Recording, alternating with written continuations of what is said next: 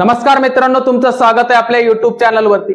तुम्ही सध्या पाहत असाल की लाडकी बहीण योजनेअंतर्गत जे सध्या प्रत्येक महिलांना 1500 रुपये हप्ता मिळतोय आणि त्याच्यामध्येच राज्य सरकारने मंत्रिमंडळ स्थापन केल्यानंतर महिलांच्या अकाउंटवर 1500 टाकले।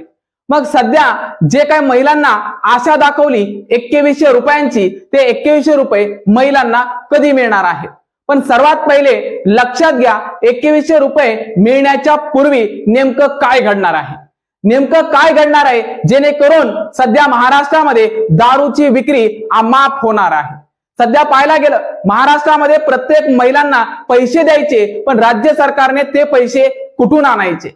त्याच्यासाठी राज्य सरकारला प्रस्ताव सादर केलाय। म्हणजे याचा अर्थ काय? राज्य सरकारकडे प्रस्ताव अशा प्रकारे सादर केलाय, जे पदाधिकारी आहेत त्यांनी असा सादर केल्यानंतर सरळ सांगितलंय की महाराष्ट्रामध्ये दारू विक्री करण्यासाठी कुठेतरी कायदेशीर परवानगी द्यायला पाहिजे। म्हणजे याचा अर्थ काय? या ठिकाणी महाराष्ट्रात सुरुवातीलाच दारूची विक्री बंद करण्यासाठी अनेक मोर्चे निघाले, पण या ठिकाणी सध्या पदाधिकारी या लाडक्या बहिणींचा हप्ता टाकण्यासाठी पैसा कुठून आणायचा, तर या ठिकाणी महाराष्ट्रामध्ये दारूची विक्री अमाप करायची। म्हणजे या ठिकाणी दारूची विक्री करण्यासाठी राज्य सरकार काही व्यक्तींना परवानग्या देणार आहे का, जेणेकरून महाराष्ट्रामध्ये दारूची विक्री वाढेल आणि या ठिकाणी काही घरं विध्वंस पावतील?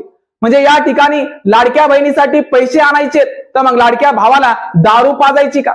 म्हणजे याचा अर्थ जे व्यसनाधीन आहेत ते व्यसनाधीनची संख्या सध्या महाराष्ट्रात वाढणार आहे का? म्हणजे या ठिकाणी राज्य सरकार जे गोरगरीब लेकरांची घरं आहेत, गोरगरीब कुटुंब आहेत, ते उद्ध्वंस करण्याचा कार्यक्रम राबवत आहे का? जेणेकरून महिलांचे पैसे जमा करण्यासाठी, महिलांना हप्ता टाकण्यासाठी, तुम्ही या ठिकाणी लाडक्या बहिणींना खुश करण्यासाठी महाराष्ट्रातील बेरोजगार युवकांचा बळी घेणार आहात का? जेणेकरून जर महाराष्ट्रामध्ये अशा प्रकारची दारू विक्री होत असेल तर या ठिकाणी प्रत्येक खेडेगावात तुम्ही दुकान उघडण्याची परवानगी देणार असतात, तर महाराष्ट्र हे कुठे चाललाय हे तरी कळायला पाहिजे। महाराष्ट्राचा विकास म्हणजे दारू विक्री नव्हे। दारू विक्रीतून तुम्हाला महसूल मिळणार आहे आणि त्या महसुलातूनच तुम्ही लाडक्या बहिणींचा हप्ता टाकण्यासाठी सध्या विचार करतायत का? कारण राज्य सरकारकडे पदाधिकाऱ्यांनी प्रस्ताव तसा मांडला आहे, मग तो प्रस्ताव स्वीकारायचा की नाही याचा सुद्धा राज्य सरकारने विचार करायला हवा। कारण महाराष्ट्रात शांतता हवी आहे। महाराष्ट्रामध्ये कुठल्याही गरीब घराण्यातील काही व्यक्ती दारात आले नाही पाहिजे, त्यांचे कुटुंब उद्ध्वस्त झालं नाही पाहिजे, याच्यासाठी दारूबंदीचे कार्यक्रम राबवले जातात। पण या ठिकाणी दारूबंदी न करता तुम्ही दारू विक्रीसाठी कायदेशीर परवानगी देणार असाल तर महाराष्ट्रामध्ये असे अनेक कुटुंब आहेत जे उद्ध्वस्त होतील आणि त्याचं एकमेव कारण असणार तुम्ही आहात। मग तुम्हाला योजनांचा पाठपुरावा करण्यासाठी महसूल नव्हता, तर योजनांचा या ठिकाणी तुम्ही बोजावारा का केला? लाडक्या बहिणीसाठी महिन्याला हप्त्याला पैसे टाकायचे, मग त्याच्यासाठी महसूल गोळा करायचा, तर या ठिकाणी महाराष्ट्रातील तमाम जनतेला दारूच्या नशेला आहारी घालून बेवडं बनवणार आहात का? म्हणजे या ठिकाणी प्रत्येक व्यक्तीला दारू मिळाली पाहिजे, प्रत्येक व्यक्तीला दारू विक्रीची परवानगी मिळाली पाहिजे, असा जर तुम्हा विचार असेल तर लाडकी बहीण कधीच खुश होणार नाहीये। लाडक्या बहिणीचा भाऊ असेल किंवा या ठिकाणी त्यांचा नवरा असेल, जर तो दारू पिऊन येऊन घरामध्ये धिंगाणा घालत असणार तर लाडक्या बहिणीच्या पैशाचा उपयोग काय, याचा सुद्धा राज्य सरकारने विचार करावा। नुसता प्रस्ताव आला म्हणून त्याच्यावर जर तुम्ही नाही विचार केला तर भविष्यात महाराष्ट्रात दारू विक्रीसाठी अनेक दुकाने उघडले जातील आणि तुम्ही कायदेशीररित्या त्यांना परवानगी दिली तर त्यांना पाठबळ मिळेल। महाराष्ट्रामध्ये अनेक वेळेस दारूबंदीसाठी मोर्चे निघाले, मग इथून पुढे तुम्ही दारू विक्रीसाठी कायदेशीररित्या परवानगी देणार असाल तर या ठिकाणी महाराष्ट्रातील प्रत्येक गोरगरीब कुटुंबाचं उद्ध्वस्त करण्याचं कारण तुम्ही बनत आहात। म्हणून या ठिकाणी न्यूज मध्ये सध्या चर्चा चालू आहे की राज्य सरकार खरंच दारू विक्रीसाठी परवानगी देणार आहे का? मग राज्य सरकारने याच्यावर विचार करायला हवा की या महिलांना, लाडक्या बहिणींना तुम्ही जर महिन्याला हप्ता टाकणार असाल तर त्याचा विचार हे केलाय का तुम्ही? जेणेकरून आतापर्यंत तुम्ही म्हणता की महसूल कुठून येणार याचा विचार आम्ही केला। म्हणजे या ठिकाणी महाराष्ट्रातील तमाम व्यक्तींना दारू विक्रीसाठी कायदेशीर परवानगी देऊन त्यांचा पैसा लाडक्या बहिणींच्या अकाउंटमध्ये टाकणार असाल तर ही लाडकी बहीण सुद्धा तुम्हाला माफ करणार नाही।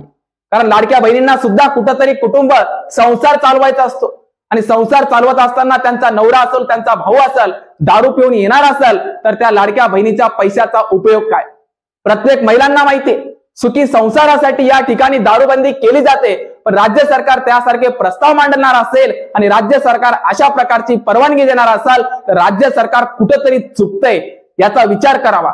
म्हणून जे काय तुमच्याकडे प्रस्ताव आले असतील त्या प्रस्तावावर तुम्ही नीट विचार करताल आणि दारूबंदीसाठी कुठेतरी कार्यक्रम राबवताल, जेणेकरून इथून पुढे दारू विक्रीसाठी परवानगी न देता दारू बंदीसाठी काहीतरी प्रोग्राम आखावा, जेणेकरून लाडकी बहीण खुश होईल, लाडक्या बहिणीचा संसार चांगला चालेल, लाडक्या बहिणींचं कुटुंब योग्य रीतीने त्यांच्या मार्गाने चालणार आहे।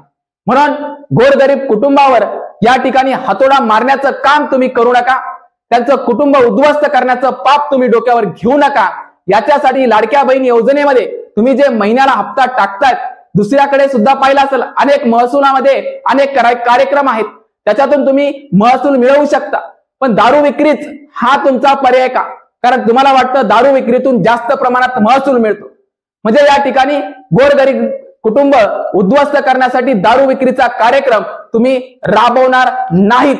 या व्हिडिओच्या मार्फत एवढंच तुम्हाला सांगायचंय आणि हा व्हिडिओ तुम्ही एवढा शेअर करा जेणेकरून राज्य सरकारपर्यंत पोहोचला पाहिजे आणि राज्य सरकारने दारूबंदीचा पर्याय योग्य तो निर्णय घेतला पाहिजे, न की दारू विक्रीसाठी परवानगी देणं। म्हणजे या ठिकाणी तुम्ही जर दारू विक्रीची परवानगी देणार असाल तर लोकांनी कोणत्या व्यक्तीकडे पाहिजे? कारण मायबाप म्हणून आपण राज्य सरकारकडे पाहतो आणि राज्य सरकार गोरगरीब कुटुंबांचं उद्ध्वस्त करण्याचा कार्यक्रमच राबवणार असाल तर राज्य सरकारने सुद्धा विचार करावा। मायबाप जनतेसाठी तुम्ही योग्य निर्णय घेताल या व्हिडिओच्या मार्फत एवढंच सांगतोय। ठीक आहे, थांबतो, धन्यवाद।